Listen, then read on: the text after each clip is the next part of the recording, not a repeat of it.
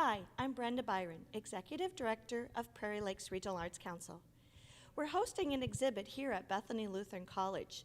This is our 7th annual Prairie Lakes McKnight Artist Grantee exhibit, and we're showcasing 23 artists that receive grants. It is in a variety of media, so we have 16 visual artists talking about their writing, and we have visual artists doing paintings and drawing and sculpture. Here at the reception on a Sunday afternoon at Bethany, we're also showcasing our literary artists and our performers as far as playwrights and musicians. So we're having a great day here at the exhibit. We're having a reception featuring all of the artists, and you have in January and February to stop in here at Bethany Lutheran College to see this wonderful exhibit of artists that live in our 9-county area. I'm not very comfortable with the microphone, so thank you to Prairie Lakes Regional Arts Council. I've learned so much this past year. It was so much fun, and it's a really honor to be a part of among all of these artists. The project that I chose to fund was a children's picture book. I wanted to write and illustrate it. I've illustrated other children's books before, and I really felt that I had a story of my own to tell. My inspiration was the arrival of the buffalo at Minneopa State Park. I had a story tumbling around in my head, and I couldn't wait to start doing the drawings to support it. I chose to do my work for this digitally. I've been a digital artist for nearly a decade, but unlike traditional media, oil painting has been pretty much the same for centuries, but with digital medium, if you're not moving forward with the crowd, you're quickly falling behind. So I used the funds to take online training, took some courses, kind of caught up, refreshed my digital painting skills. I also joined, or I had been a member of the Society for Children's Book Writers and Illustrators, and with the funds I was able to attend the Minnesota conference, and there I met so many fellow either aspiring or current artists and illustrators and writers. And I met publishers, agents. I had a critique with an art director of my art that was very, very helpful. I also used the funds to create some dummies, which are little versions of your book that you send out to publishers or potential publishers and agents. They look it over, get the idea that what your vision is for the book. I had written the story to my satisfaction, created the spreads that I wanted for the book, sent it out. I got feedback, and without exception, the publishers were saying, "We really like your illustrations. Come back to us when you have a good story." And so I kind of felt I was not back at square one, but I realized that what I was doing, I had to kind of make some adjustments. I contacted Brenda, and she suggested I hire a writing mentor. And through the contacts that I had made at the conference, I knew a couple of writers who had success with the children's picture books. They mentored me. I rewrote my story. In fact, I'm still kind of in the process of tweaking it. But in that process, the illustrations and the spreads that I had created for that original manuscript were not quite what I wanted anymore, so in a way, I was back to the drawing board. The pieces that I chose to share today were illustrations and spreads that I had created for the original manuscript. One of them is actually the cover with the back. It's called the spread with the blurb on the back. At this point, the project is I'm redrawing illustrations to support the current story. I think it has much more a broader appeal rather than being regionally about our Minneopa buffalo. It's something that hopefully will appeal to children and has a message. I'm still doing some illustrations to support that, ready to make some new dummies, send out some dummies to potential publishers. So that's where the project is right now. Thanks.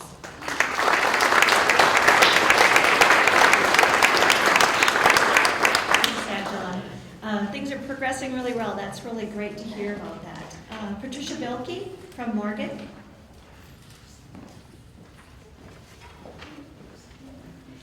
Good afternoon. I normally speak totally extemporaneously, but today I have made a few prepared comments that I felt passionate about, so I'm going to use some notes to do those. It won't take long. So, okay, I'm a weaver, as you see from my work. Weaving is often a misunderstood art form, a place where distinction between art and craft is blurred, and function seems to be a part of that. Each time I take my weavings to a show, I hear someone say, well, it's lovely, but what would I put in it? Of course, when I hear that, I quietly ask them if they have flowers in every vase in their house. They walk away then. The grant I received through PLRAC, I always get those letters mixed up, so I had to be careful there, allowed me to go to a place where there was no blurring between art and craft. This was a place where even traditional and functional forms were so exquisitely made, they exceeded craft and became art. The grant allowed me to spend a week at the National Basketry Organization's biennial conference among some of the most renowned weavers in the U.S. I went seeking inspiration, and I found it. Their form and material came together in ways that surprised the eye and stimulated the imagination. The pieces I'm showing today reflect but a small part of that inspiration for me. So I have 4 pieces here today. They're all rib style structures, but they're materials I had not used before I went to the conference and was introduced to them. When you go to that conference, you sign up to work with specific mentors on types of projects that you want to learn and grow through. And the mentor I selected was one who did free-form rib structures, which I already had a background base in, but I wanted to expand that. And so that's what I did. And I went and learned an entirely new medium. This one is one of mine, very simple, but it's made with apple wood, which actually, apple wood has such a lovely bark to it. It's beautiful. And fine cane, which I had not used before in my weavings. So this was very much a departure for me from the other work that I've done. It was also unique for me in that it was one where I started on one end and let the form, or the piece itself, develop its own form. I really had no concept where it was going when I began, and this is what I came to. If you see, you probably saw as you came in back there, the big swooping thing on the wall is something I would not have imagined before I was able to go to this conference with Prairie Lakes Board. I call it Windswept. And it too is basically very simple. It's red twig dogwood or red osier and fine cane, but there's nothing traditional about it. I have 2 other pieces hanging on that column. The lower one I call double decker. It's kind of reminiscent of functional traditional forms, but then not quite. They aren't really baskets, but they look like containers. I just had a lot of fun with that one. That also is red twig dogwood and fine cane. The one above it was a real adventure. I call it intertwining circles. And it's just never-ending circles spinning through and around each other. That also was a real departure from what I had done and where I had been in the past. So I would like to say thank you to Prairie Lakes for supporting me as an artist, helping me take that next step of growth, and we're just getting warmed up. Thank you.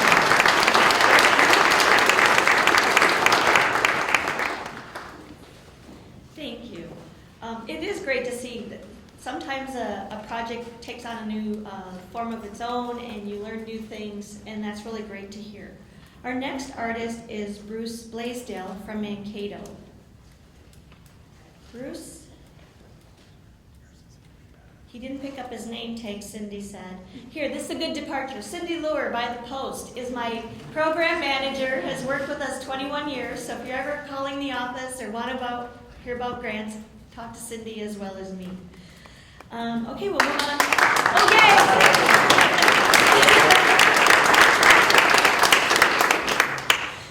Next is Steve Delich from Waseca.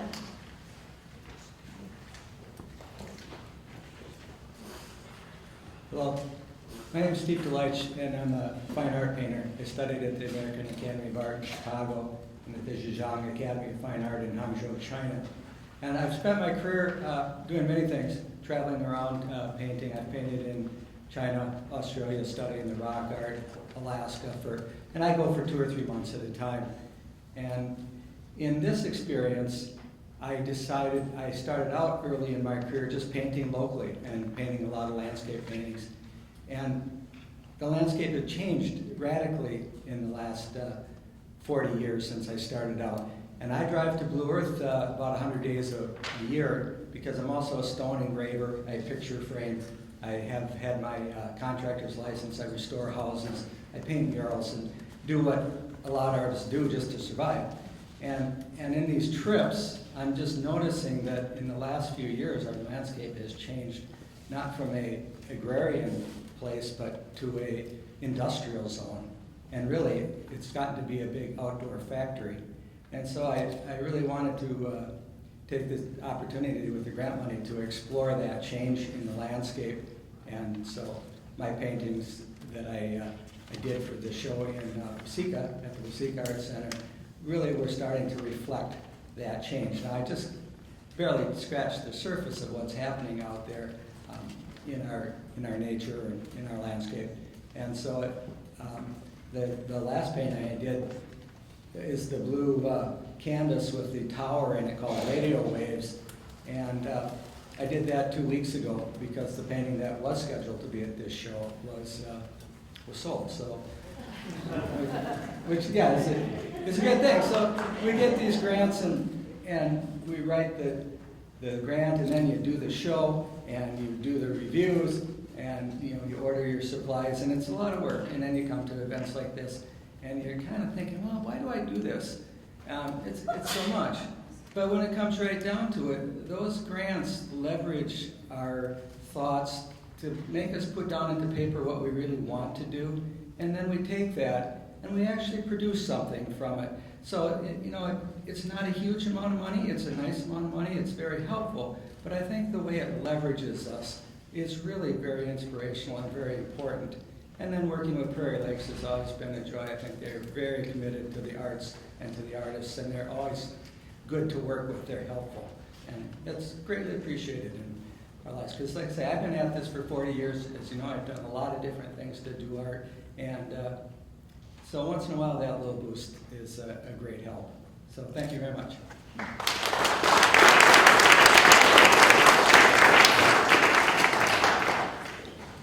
Next, we'll have Deborah Evans-Page from LeSueur.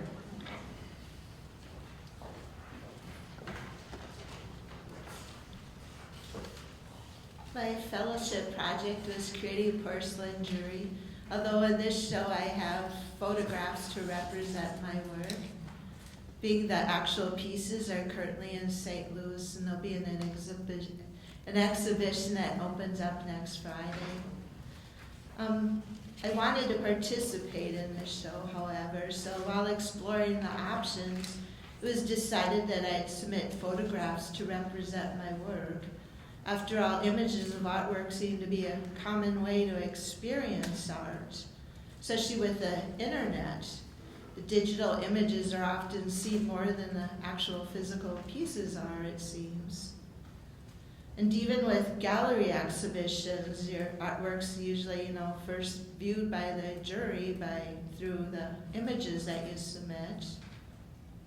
And often we only see the images and never the actual physical piece of artwork itself. And the photographs, they seem to be particularly appropriate for this exhibition, being the camera and the lens were purchased with previous Prairie Lakes McKnight funds back in 2012. My recent fellowship was used to take a soda firing methods class at the Northern Clay Center in Minneapolis in order to be able to soda fire my porcelain jewelry components. The soda fire requires a specialized kiln, being a soda and water mixture is sprayed into the kiln as the kiln approaches the desired temperature, and it not only coats the ceramic objects that are inside, but it also coats the walls and the shells of the kiln, so it can't really be used for firing any other way other than by soda. The color in my ceramic pieces are obtained by mixing oxide stains into the clay itself. I very rarely use glazes, so what you see is the color of the clay itself. And I typically electric fire, so the results are quite predictable, especially since I've been doing it for a while. At the Northern Clay Center, I experimented, the oxide stains though, although they are predictable when I electric fire, they do vary as they react with the different kiln temperatures and the different environments in the kiln, perhaps reduction or soda or wood firing or whatever. So while at the Northern Clay Center, I experimented with the effects of the soda upon my various clay colorants that I used. And quite a few of the colors became modeled when they were soda fired, which I really liked.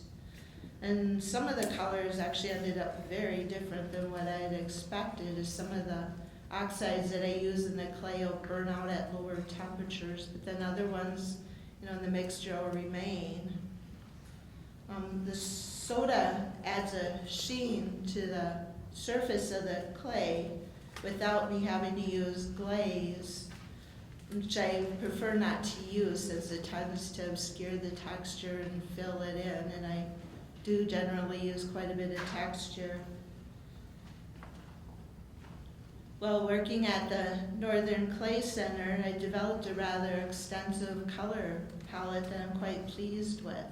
And I feel that the soda firing complements my electric fired pieces well, so the pieces I have in this exhibition are actually a combination of soda firing and electric firing.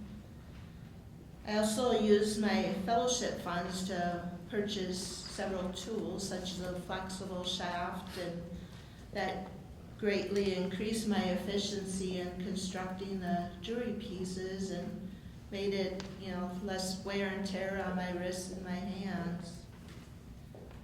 I'm happy with what I accomplished during the fellowship year. My jewelry became more sculptural, and there's more movement within my pieces. For example, some of the pendants are composed of several parts that move independently of each other. And also I incorporated more found objects into my work. I've always picked up stuff outside off of the ground, such as rocks and scrap metal pieces and pretty much whatever's caught my interest. And I've been doing this pretty much all my life, so I've accumulated a bit of a collection. So it was really nice to see them in, finished pieces of jewelry. Besides, it justifies my habit. Thank you.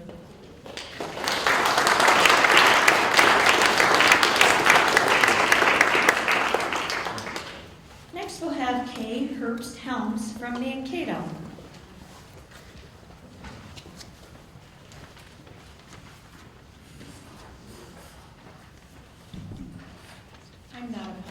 outdoors, so I'm going to read my stuff. I've been a lover of the outdoors ever since my mom first took me for a walk in the woods at about age 4. I became a lover of art and writing when my 5th grade teacher began an after-school program called the Scribble and Sketch Club. Had no art in high school. College, raising 3 sons, and working full-time as a teacher and counselor took up my life for the next 4 decades. My artistic life began when I retired to Minnesota and began visiting the local art centers and joined a photo club. I also volunteered at the Center for Earth Spirituality, where I met Sister Dorothy Olinger. I was deeply influenced by Sister Dorothy's example and her mission in life, which was to participate in the life of the planet in a way that shows gratitude and reverence for the earth and all its inhabitants. I began to look for a photographic and writing project. I thought and I thought, and I read and I read. Then one morning, I woke up with the word hands in my mind. Nothing else, no vision, no picture, just the word hands. Taking that as the answer to my project search, and with Sister Dorothy's help, I interviewed 13 school sisters of Notre Dame and took photographs of their hands. My retirement career was born. Since then, I've interviewed and photographed the hands of local farmers, artists, and musicians. About 2 years ago, I was looking for another project. I'd been working on a display with a local library regarding healthy lawns and water. One morning, I was walking my dog along the Minnesota River Trail and saw a huge pile of trash bags and tires that the MSU American Fisheries Society had pulled out from the river. I took a few photographs. Later, I heard Brian Frink talk about how artists can be a factor for social change and to be fearless and not care what others think about you or your work. Soon after that, I had a rather heated exchange with the man who applies my neighbor's toxic lawn chemicals. I decided to choose art over manslaughter and expanded my photographic focus to include what our hands are doing to our water. Maybe not the best way to begin a project, but okay. It's curious how some things just seem to work together to give us direction. I'm a firm believer in serendipity. Grants, 2 from Prairie Lakes and 1 from Minnesota Artists Initiative, have enabled me to learn new photographic techniques and to develop my skills in making fine art prints with my grant-sponsored Epson Stylus Pro 3880 printer. Making my own final prints gives me more control over the photographic process and has become as important to me as making a digital capture in the field. Born out of my grants and exhibits were invitations to participate in the Smithsonian Waterways exhibit at Nicollet County Historical Society, an exhibit at the Johnson Geology Museum at Gustavus, and an ongoing involvement with the 7 Mile Creek Watershed Partnership, which includes my visual documentation. Coming from Illinois, where fewer artistic funds exist, to Minnesota with its Prairie Lakes, Knight Foundation, Clean Water, Land, and Legacy opportunities, it's been an amazing experience for me. We don't know how lucky we are. I am so grateful for the funding and support that I have received, which has facilitated my involvement with some ordinary people who are living extraordinary lives and who have served as my inspiration along the way. For some of us, art is life, but water is life for everyone, everywhere. May we participate in the life of the planet in a way that shows our gratitude and reverence for the water, the earth, and all its inhabitants.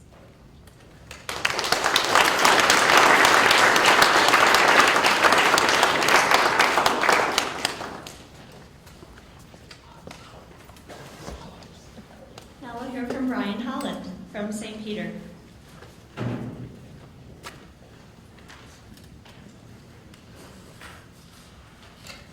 Hi. I'd just like to say thanks to Prairie Lakes and McKnight and all the people that made the grant for me possible, and of course for everybody else we can enjoy, a day like this. Just a little bit of background about myself. I I actually started out my artistic career as a graphic artist because I didn't want to be one of these, quote-unquote starving artists. But as after I went to college, I got more and more interested in fine arts, actually through kind of a side route of art education. And in any event, I kind of came around to be more interested in fine arts and graduated from college with a degree in art, and then went on to grad school later with an MFA in painting. And the graphic arts though never quite went away. The graphic arts was something that continued to influence my work and inform some of the decisions that I made. So like I've got these two pieces here with the gorilla and the rhino, and then the fox over there, and then there's a lion somewhere, I think, over back there. Anyway, what I did for my grant was I wrote a grant to explore another way to incorporate the graphic design elements and the things that I like with technology, which is something that also interests me. So what my grant was to actually start making art digitally. And what I did with my grant money was I purchased primarily two pieces of equipment. One is called a Wacom Cintiq, which is a big drawing tablet, and then the other was a high-resolution printer. I'll give you a little more information about the drawing tablet, though, because I'm not sure how many of you may be familiar with that. But if you imagine like a big computer screen, it's probably like about this big. Imagine that combined with something like an iPad or a touchscreen phone. What the Cintiq does is allow you to actually draw with the pressure-sensitive stylus, which is what I have here, right on the screen. So you're actually looking at what you're drawing.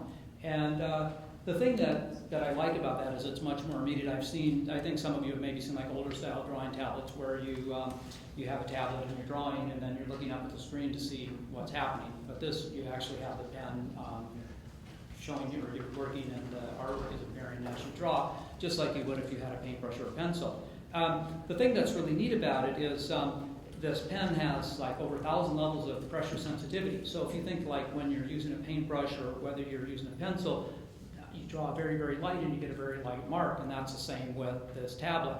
If you push down more, you get more ink or more graphite, whatever the medium is. Then the other thing that's interesting, of course, with this is with the click of a button, you can change from pencil, you can change to oil paint, you can change to acrylic, and then back to other mediums. So you could really do things that you couldn't do with natural medium, like you could put a watercolor layer on top of oil paint, for example. So there's a lot of really interesting possibilities that you can do. Primarily, I've been working with Adobe Photoshop, which I think most of you have heard of, but I'm not taking like photos and just manipulating them. I'm actually just starting from scratch with like painting tools. I've also worked a little bit with Corel Painter, which ended up being a little bit more of a challenge, just because there's a little bit more of a learning curve with that one. I do enjoy both programs, but I had a lot of experience with Photoshop before, and so it ended up being a little bit easier. When I got my equipment, I had this notion that, okay, this is going to be fun, this is going to be easy, I'm just going to dive right into it. And as I got started on it, I was like pretty underwhelmed with what I was doing or what results I was getting. And then I started to kind of avoid it a little bit. It's like, I know I need to get to this, but I'm not sure what I'm doing. And so after a little bit of a struggle, I figured out that what I needed to do was kind of go back to some basics, and I actually started doing some drawing. And the drawings were actually something that I really liked.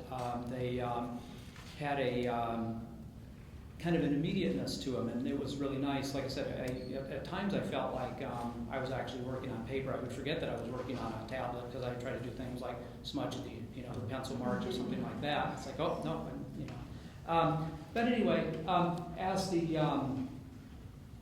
I got working then and doing the pencil, then I started to get sort of more excited about it and was able to kind of start moving into color and doing painting. And I think most of the artwork that I did was probably done in the last month of the internship as opposed to 9 months, because I found that I kept redoing things and kept figuring out new techniques and tools and things like that to use. I guess maybe the other thing that I can just say really briefly is the work was a means for me to continue my current work in looking at primarily animals and I think the environmental challenges that animals face, and that we as a society or a culture as a world face as well. And the grant was a means for me to look at purchasing equipment and to kind of continue to explore that, and also to look at generating new ideas and new directions and such. And so I feel like I'm just kind of getting my feet wet here, and I'm really looking to continue exploring the digital media, and also to keep working with the traditional media, because it's not like a replacement for that. It's kind of an extension of it, if that makes sense. So thanks again. So.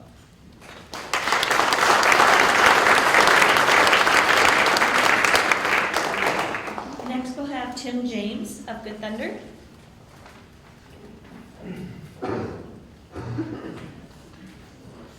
Thanks, Brenda.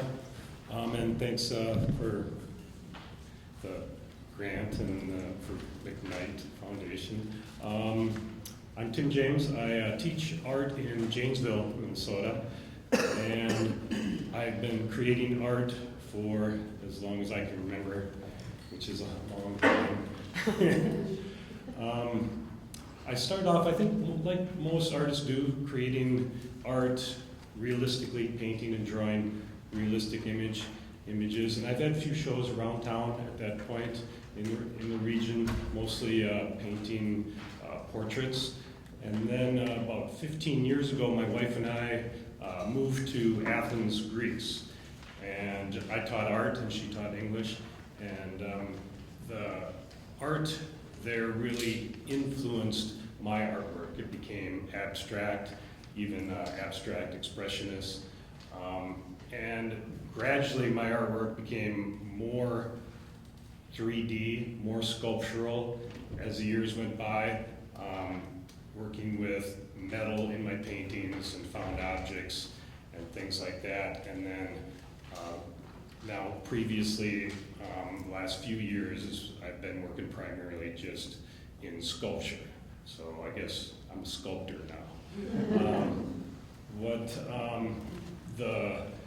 The grant has given me the opportunity to do is buy equipment, buy a welder, buy a plasma cutter, and all the equipment I need to make sculptures on a larger scale, and very heavy sculptures.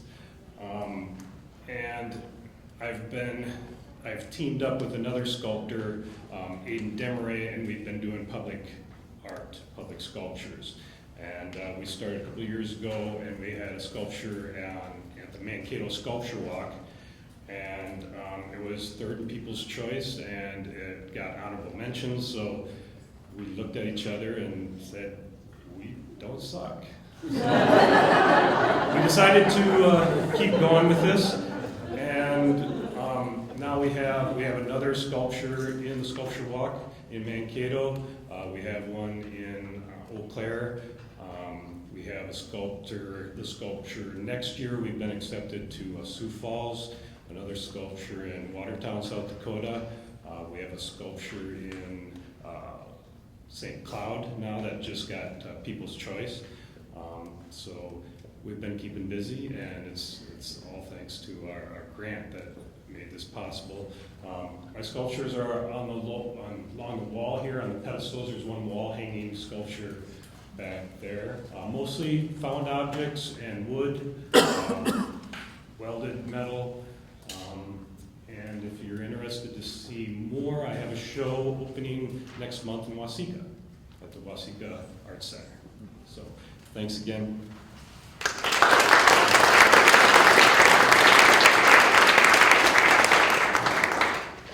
Next, we'll have Taylor Johnson, Mankato.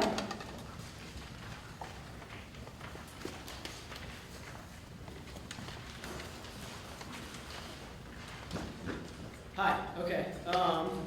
I'm Taylor. I'm from Wisconsin, and I moved here to Mankato to go to MSU to do art and theater. And so most of my art background was painting and ceramics, and so that's what I minored in at MSU. Two of my paintings are right here, and there's a jellyfish one back there. So through college, a lot of the painting I did, it was all mostly abstract. It was lots of layers and weird ambiguous lines and shapes. and big scale stuff, small scale stuff. And that's most of what I had done. And I found that I started to create more kind of shapes and spaces with the drawn lines that I would do that started to become kind of separate from everything. And I wanted to find a way to like have a more solid image in the work. So I wrote to get a grant. And the idea was to actually use silkscreen images in the paintings so that I had like a really realistic looking image that I could then try and paint with as well and see how those two techniques kind of balanced. So that I should back up and say that I didn't do any silkscreen stuff at college, but I became involved with the 410 project a few years ago, and that's where I learned a lot of silkscreen and different kinds of printmaking. And so with the grant then, I was able to compensate the 410 for letting me use their screens and their darkroom and kind of have the space to do the work. So that was fun, and I decided on doing like aquatic animal creatures. I just really like them, jellyfish and whales and hippos, and I got stingrays. I had like a nautilus, I don't know, I had other, the hard part was getting the images and then trying to get them like translated to print out on a transparency in like this black and white to then transfer to a screen, and then I had to make stencils, and I had to do a lot of layering, so it was like a really kind of new experience for what I had done. And then I found when I'd get the image on there, like with the hippo, I just kind of put the hippo there in the corner. And it changed the way that I had to look at what I did with the rest of the painting, because I'm used to just like slopping paint around and like pushing it around and like layering it and pulling some away and then drawing some other lines and scraping it around and just like it being really loose and ambiguous. And so with that actual solid image there, I couldn't do that as easily. So I struggled at first to kind of figure out how to do that. And so then they became much more like very laid out lines and shapes. It's very geometric. And so that was really fun. And I just tried to have fun with the paintings and make them kind of silly. There's nothing really too serious about them. They're just kind of fun to look at, I think. But that was that. So it was a good learning experience, I think. And so going forward from there, I think it'll be fun to keep experimenting with like combining different mediums, like more types of printmaking and drawn lines and things like that. Yeah, I don't know too much else. But thank you, Prairie Lakes and McKnight and 410. All right, that's it.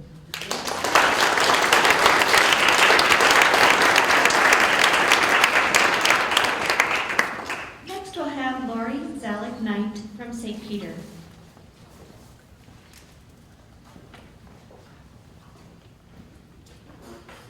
Hello. I don't have anything planned. I have nothing planned at all, so I don't know what I'm going to say. I'll start out by saying thank you, Prairie Lakes and McKnight, for the grant. It was a great learning experience. I spent the first 6 months doing a lot of reading, a lot of research online, looking at various techniques, supplies to purchase, things that I've never used before. So I went about creating more spontaneously, intuitively, and just whatever came naturally. I started with cutting a lot of stencils with paper. I created some out of rubber, so I would make, rubber stamp type patterns, and got the spray paint out, got the ink out, and it just didn't seem right. It just seemed, I don't know if it didn't feel authentic to me, like it was just kind of be like a copy print kind of thing. Like it'd be great for posters, but I was doing art. I wanted to create art.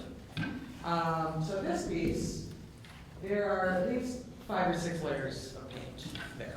They're hidden with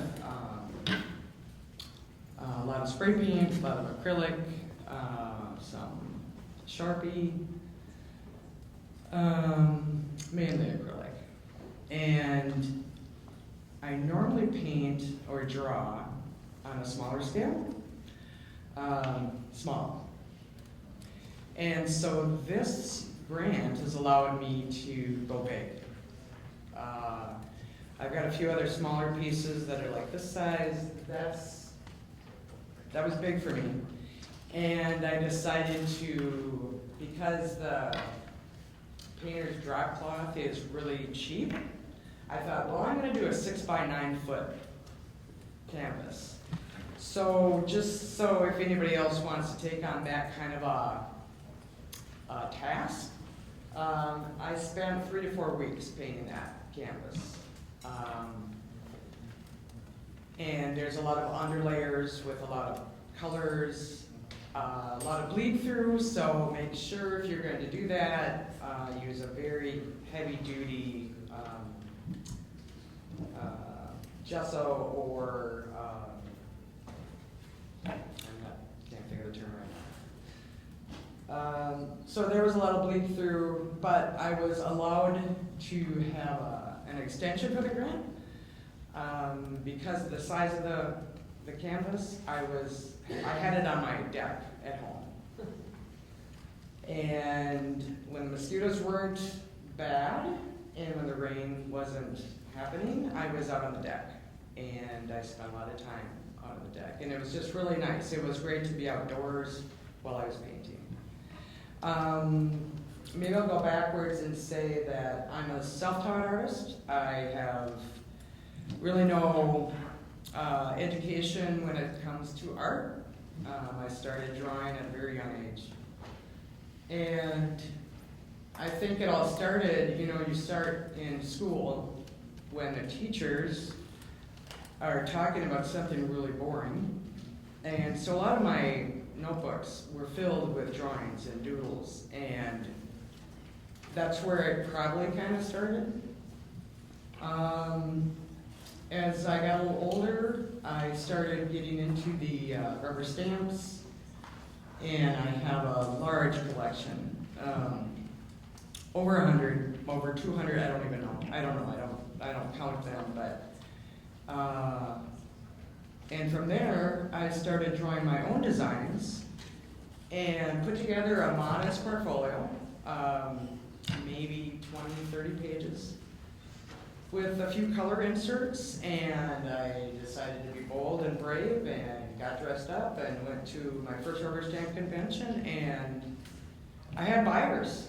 I just wasn't expecting anybody to buy my designs, and it was just a cool thing. I'm like, wow, I'm an artist. I can sell my stuff.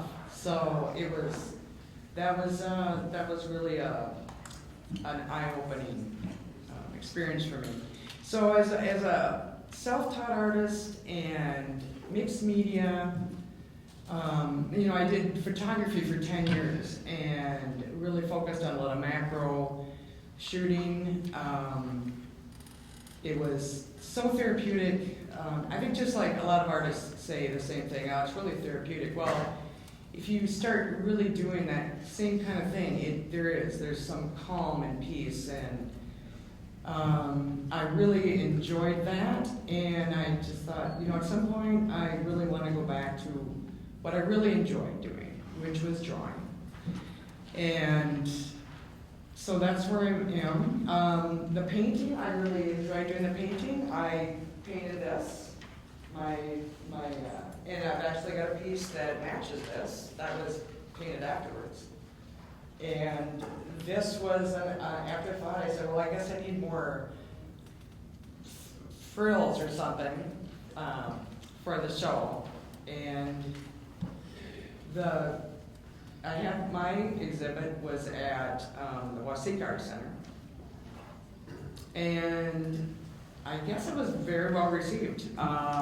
There were a lot of people that, I mean, I had a nice opening, but there were a lot of people that showed up and were there more than once to view the exhibit. And so it was really gratifying to hear that. I went into it just, I didn't go with any plans of, nothing was for sale.